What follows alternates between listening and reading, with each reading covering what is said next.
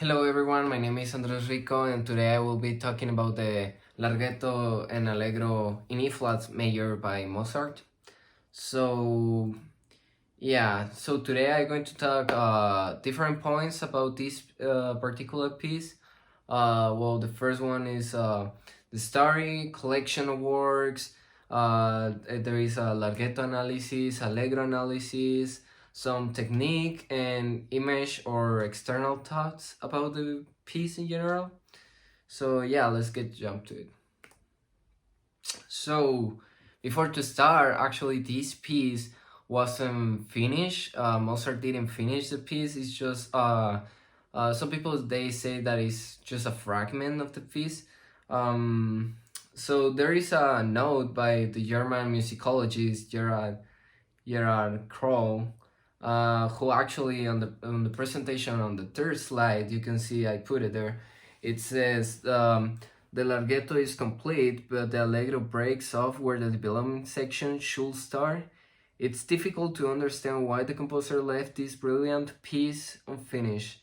Yeah, and actually, if you look on every edition of this piece on the books, you can some of the cover pages of the editions actually says reconstructed from Mozart fragment by that's depend on who is the edition. Um, so yeah, so this piece wasn't finished, and actually we can see that on the um, I guess it's actually on the B section of the Allegro, where I usually always see like there are some different variations, additions of that specific part of the piece. And yeah, as a collection work, so this piece is a fragment, so it actually don't come from a collection of works. Um, there are like some famous piano duets that Mozart wrote, like the Piano Sonata in D major for two pianos, or also the arrangement of the fugue in C minor. But yeah, this piece doesn't belong like a large group of collection of works. And yeah, so let's get started. So the Larghetto is 3 pages long. It's not really long movement. It's really short actually. And both piano parts actually have a principal part. It's not like what I'm trying to say is not like a accompanist and a soloist. Actually, both parts of the piano between piano one and piano two, they have like a conversation, like question and answer, and all this stuff. And some of the cases, they actually do the same parts, like they shift the parts like on measures like before piano one is doing something, and then to the next measure the piano two is actually doing the same as the piano one was doing, or even like sometimes like he just to use the Mozart use the same phrases and just like replicates to the second piano part and just another different harmonic contest.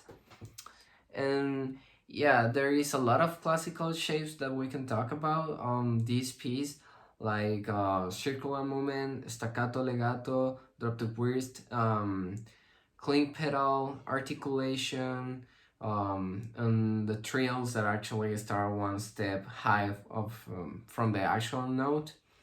Um, so on the next slide, on the Larghetto section in the PowerPoint presentation, you can see that there are actually some parts that it says staccato legato, which is kind of like a really tricky classical shape because you have to be short, but at the same time you have to um, connect those notes like it doesn't die so fast. Um, and also we can see that between piano one and piano two, they do basically the same. They just change the parts actually. Like it looks almost like in the music, it looks almost like if you just copy and just put it one above the other one, like and and also we can see some legato shapes that basically like we can use a lot of like um or with articulation like circular movement. Also with the staccato legato, there is well, this technique like to drop the hand, like to have like more going like in and out of the notes to have like more create this effect. This actually kind of like a really tricky classical shape. That is why on the next slide I just put a link, a YouTube link video of the piano masterclass from Steinway Hall, which you can see, guys, if you want to. Um, but yeah,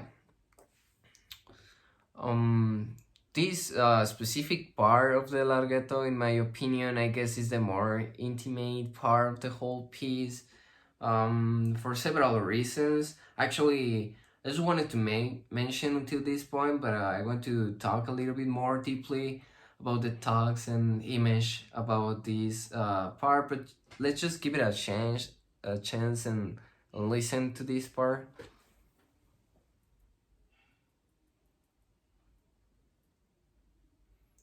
So here it goes.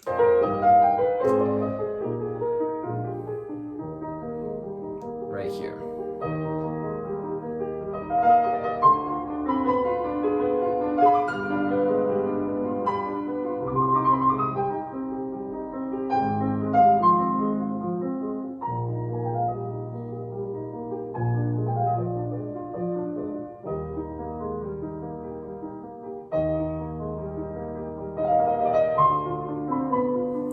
Yeah, so basically that's kind of like the whole idea of that part is like really intimate. And actually, getting back to the technique, there is a lot of circular movement, especially for the accompanist part, which is this idea.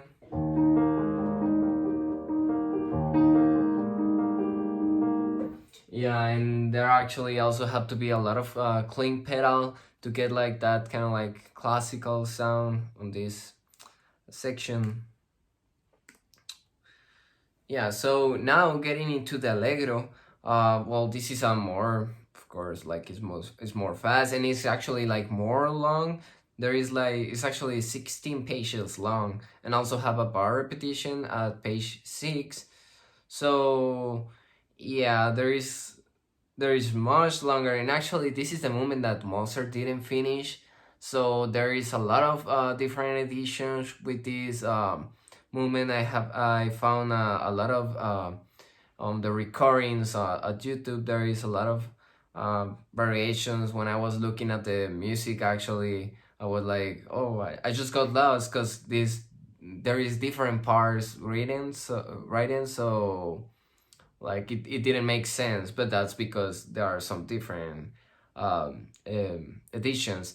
And actually this part, yeah, the idea is still same, like both piano parts, um they like same say things to each other, like it's not like a accompanist and a soloist, they almost do the same phrases, or the same, actually the same exactly part on it. And yeah, so on the next slide of the Allegro, I actually put a part of the music, which in my opinion, I guess is actually like the more trickiest part for a communication with your chamber music partner, because um let me just put it right here for you guys. um, yeah, so it's actually right here.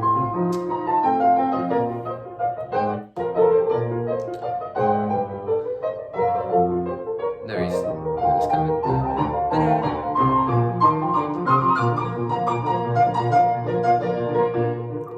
yeah, actually that transition with the trios before the 16 notes is kind of like a really tricky part, because sometimes so you are playing like getting the feel with the 8 notes, dun, dun, dun, dun, dun, dun, bum, bum, bum, and then you just have to jump to the 60 notes, which when we were playing this part, it was kind of like tricky to have that communication, to don't like rush or to don't drag, like also to get like a really clear subdivision of the 16 notes, and actually it's also a really fast part. So yeah, this might be one of the trickiest communication spots of the whole piece. And on the B section is actually where there is like a lot of different editions. There are like on the presentation I just put two different editions. The one that is on the left is I just found I'm SLP, and the other one that is on the right it's actually the edition that we are playing. And as you can see,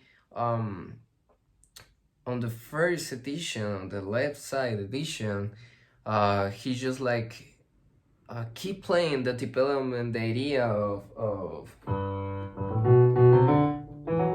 yeah. And on the other one, he actually like jumps into another section, which is different. He doesn't develop the same idea. This is the part that Mozart didn't finish. Then on the last section after the B section, which is basically the same as the A section, that means the A section, it's pretty much the same. Both piano part shifts have the same parts, like some different variations. He actually just well, I guess that it will depend on the edition, but on the edition that I'm playing, actually the arrangement just changed the idea of the tonal central. Instead of like having on E flat, he is now singing on A flat, and at the end he just second degree as a secondary dominant for the E flat. I mean, like B flat 7, like perfect ending is going to E flat. Like we can listen to that really clear at the end. Like, let me just right here.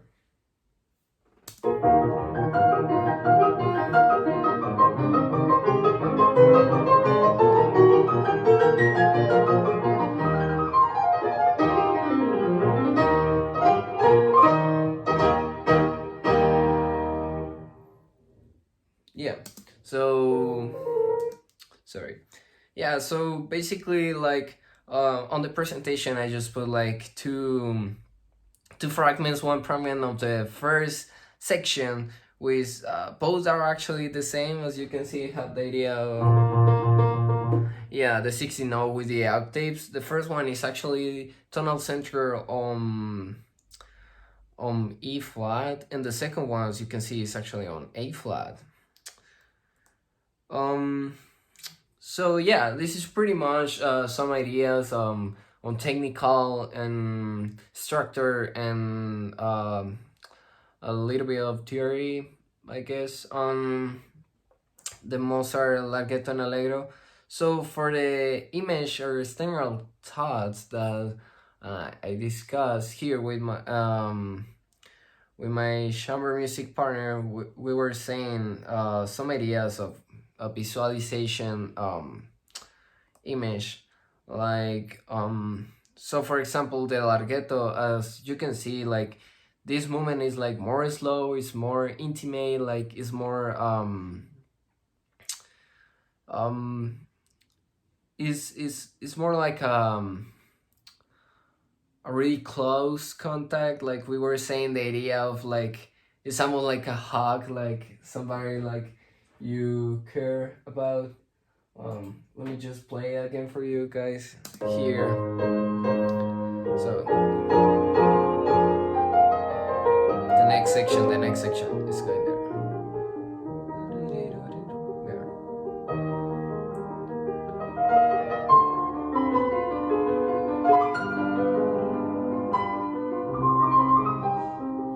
Yeah, so it is like so intimate. It's like almost saying to someone like, "Oh yeah, I'm going to take care of you." like you're important to me or something. And as you can see, the two piano parts change. Like now piano 2 is doing what piano 1 is actually were doing at the beginning. Like he's like they're like saying the same to each other. I don't know, like a mutual feeling or something. Yeah, so intimate. And then going to the Allegro is it's actually more like a, we were saying like it's more like a party, or yeah, like almost like a lot of music, like people, a lot of movement, a lot of people like dancing, like, but we're still keeping those two characters from piano 1 and piano 2. Like there's still like a lot of communication, a lot of ideas. Actually, there is one part, there is one section we were saying like it's almost like going um, into main hall with a lot of music, like almost like in a party, which is actually this part. Um, Here. So yeah, the introduction of the phrase. So it's going to jump to the next section, this part.